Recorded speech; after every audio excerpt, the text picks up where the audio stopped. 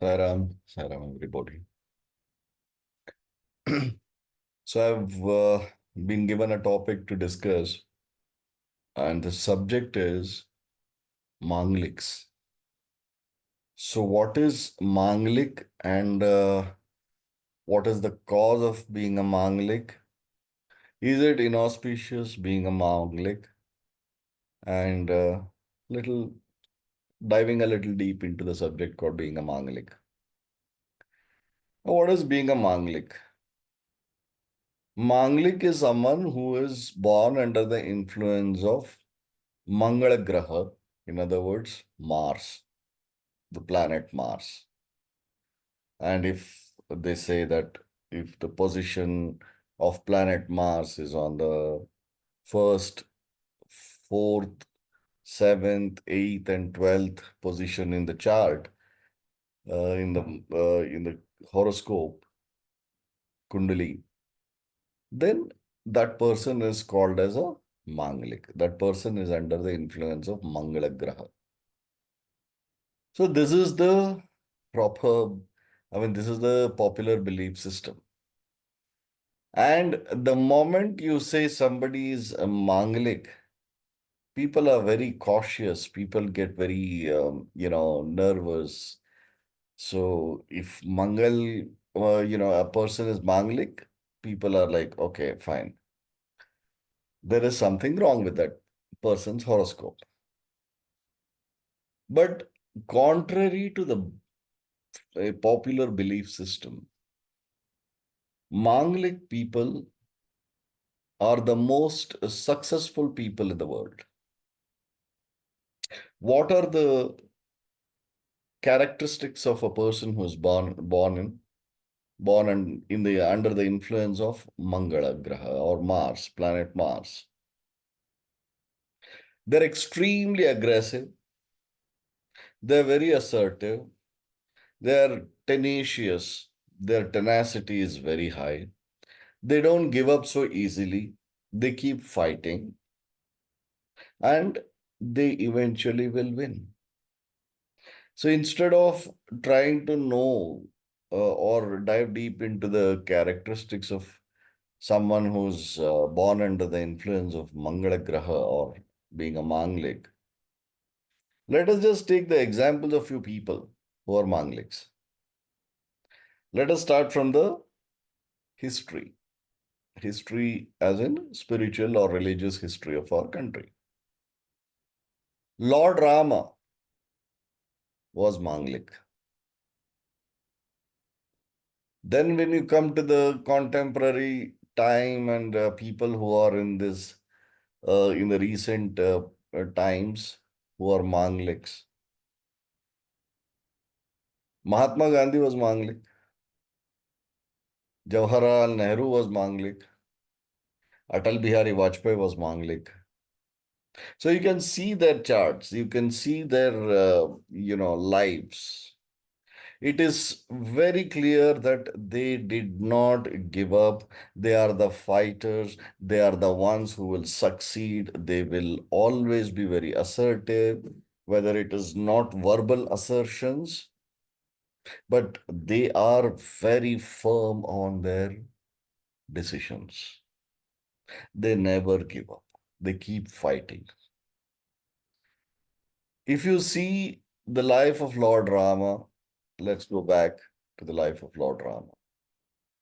Manglik's only place where they find a defeat is in their married life.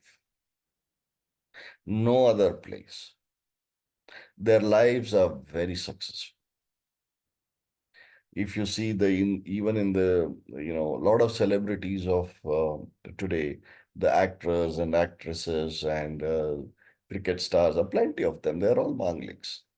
So if you see the Mangliks, they are not cursed. Being a Manglik is not a curse. But amount of importance that we give towards marriage or for marriage in our society, that makes person who's a Manglik a little inauspicious. So that is the only very skewed and very narrow view towards Mangliks.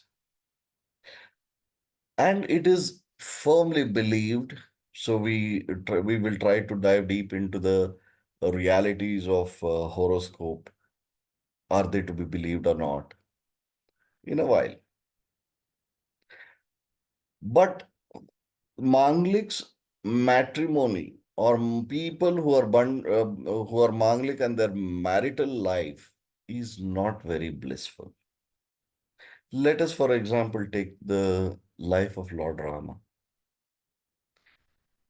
She gets married to who? I mean, Sita Mata gets married to Lord Rama. Immediately there is Vanavasa. They have to go on. He gives up his throne. Then soon after that he goes on Vanavas, and there Sita Maya gets kidnapped by a Rakshasa, the Ravana. Then the search goes on, the fight goes on all along, all along. Finally, Lord Rama wins the war, brings Sita to Ayodhya. Few days of happiness, she is conceived, and then again the problem begins because of the whispers in the society, which casts a question on the characteristics of Mother Sita. So even his matrimonial life gets destroyed. So after which Sita Mata goes to the ashrama, she leaves everything. Then Lavakusha are born. They also don't spend time with the father. Then, after which Lord Rama eventually ends his own life. He commands his brother Lakshmana, who was his shadow, to go and walk into the Sarayu and end his own life. And subsequently, Lord Rama also ends his life. So, this is the story of Lord Rama, who was a Manglik. Do we say that then Lord Rama's life is so bad? But see the positive part of Lord Rama's life. He was an avatar. He was an avatar of Lord Vishnu. He carried the cause and the work of Dharma Sanstapana, establishing the righteousness across the country. And he destroys the evil and he establishes the Dharma. So is it wrong? So a Manglik is someone who will sacrifice himself for the cause of the society or the mankind. Such is the commitment of a Manglik. They are extremely powerful. They are exceptionally strong. They are strong willed and extremely powerful people. So let us not for a moment say that it is inauspicious to be born under the influence of Mars and being a Manglik. See the life of Mahatma Gandhi, all along the struggle, life of many, and even if you see most of these Banglik peoples, their marital life is not very blissful. Just because their marital life is not blissful, so we say that the whole Manglik, being a Manglik in itself is a inauspicious thing, which is not right. It is wrong. So our emphasis on marriage should recede and accept that no married person is also very happy. Not many are happy. So let's accept that fact and then move on, right? So, and what is that?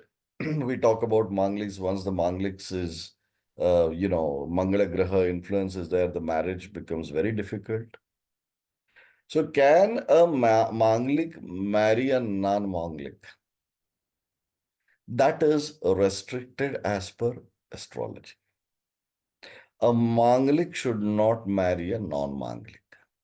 Number one, because it will cause ill health, disputes, and even the spouse may die early. which is a very rare occasion, which is a very rare occurrence. So they say that a Manglik should not marry a non-Manglik, as per the astrology. But a Manglik can marry another Manglik. So it nullifies the ill effect of Mangala Graha Dosha in the horoscope. That is another school of thoughts. A non-Mang, I mean, a Manglik can marry a Manglik. So then there is no problem. Then, can the ill effects, or can those ill effects or the causes of, because of being a Manglik, if somebody is going through a bad phase and their marriage has to happen with a non-Manglik, is there a remedy? Yes. In astrology, there is always a remedy. So they say that you have to get this Manglik person married to a tree or a kumbha. Kumbha is a matka. That's called kumbha vivaha. So you get the person get married to a people tree or a banana tree or whatever, and make sure that the first marriage is broken. And especially kumbha vivaha, which is getting married to a matka and subsequently breaking that kumbha or the pot, clay pot, ends the Manglik dosha, is what is popularly believed. So that is one of the remedies of removing the Mangala doshas, Mangala Graha dosha in our horoscope. So these are few things about Mangliks. They are not inauspicious. It is not inauspicious to be born under the influence of Mangala Graha. They're very assertive, very aggressive, very popular. They don't give up. They're tenacious. But yes, the marital bliss is non-existence, is what it has been believed. Now, do we really believe this? As Avadhutas, do we believe in Mangala dosha or any other doshas of the horoscope? As per Sri Sai Satcharitra, Baba is talking to one of his disciples, a devotee. Then the lady devotee comes and says, Baba, as per the horoscope of my son, he is not destined to clear his exams. And I want him to clear. Do I really believe in this horoscope? So what does Baba do? He takes that horoscope or the patrika or the kundali chart, which the lady brings. He tears it and puts it into the dhuni right in front of him. And he says, don't worry. None of these things will work against your son. He will be very successful. So what it goes on to say, we all feel that yes, Baba rejected the horoscope, so we should also not believe in it. It is not really so. Firstly, whose horoscope or whom did Baba say don't believe in horoscope? Who was a disciple and a devotee? A firm disciple, firm believer, and firm devotee of Baba. Such person, Baba said, you don't have to worry. Not just because he tore the horoscope and put it into the dhuni, the eternal fire which is burning in Dwarkamai Shirdi, doesn't mean that he rejected the whole philosophy of horoscope. If you are committed, if you are a staunch believer, firm believer of any guru, not just Baba, any guru or God, if you have attained oneness, if you are completely surrendered, then there is nothing to worry. That is what is the real meaning. I have given one example many a times. The example is like if you are meeting somebody who is a very powerful person. When you go to meet that person, let's say a the Prime Minister of India. When you go to meet, there is a protocol. Firstly, you should take an appointment, and then you have to clear several layers of security. Then you will be able to meet that person, the powerful person. If you cannot, they will not let you. If you do not, have a proper appointment, you cannot just walk in. Likewise, these security circles or the system around the powerful person is your horoscopes, the planetary positions, graha doshas, these and that. And there, in the middle, the most powerful person is your guru. So these are all the custodians and the protectors of the nature or the realities of the world. So if you have to go and meet that person who is the most powerful person, these people come as an obstacle. But if you are close to that person who is the most powerful, let's say you are very close to the Prime Minister of India, and he gives an instructions to the multi circles of security that just let that person in. Don't cause any harm. Don't cause any obstacles. Just let the person come inside and meet me. Not just now, whenever he wants. Whatever is the time, it's a free pass to that person. He can come and go. Likewise, if we are very close to our Guru, if we have attained the surrenderance, if we are completely surrendered and attained oneness with our Guru, all these obstacles, whether it is Mangala dosha, Graha dosha, or any kind of dosha of any particular Graha, or any lacunas in the horoscope, including Manglik, none of them will work. None of those ill effects will work against us. If we are not, of course, it works against us. So it all depends on our level of surrenderance, our level of understanding, our level of oneness with the divine. Only then, that's exactly what Baba does in Shirdi, that he tears that horoscope and throws into the Duni and tells the lady not to worry, that her son will clear the examinations, which he does. But whom does he say that to? He's someone who's totally surrendered to Baba. Not that Baba rejects horoscopes. Not that Baba says, don't believe in horoscopes. All that he says is, believe in your Guru. If you are close to your Guru, if you have attained oneness with your Guru, there is nothing to worry. You can reject all these obstacles or doshas in your horoscope. So it is all in the hands of the individual. So how close he is to the divine. Accordingly, the effects and ill effects of lacunas in the horoscope works or doesn't, right? So the conversation started all about Mangaliks. Manglik is not wrong. Manglik is not bad. Manglik is not being inauspicious. The only problem for a Manglik is in his or her matrimonial life, married life, marital life. In all other counts and aspects, Mangliks are very, very successful. So these are few words about being a Manglik or a non-Manglik, right? So do not worry if somebody is Manglik. The problem will be only about the marriage. And I'm not a big fan of anybody getting married, so nothing much to worry. Yeah.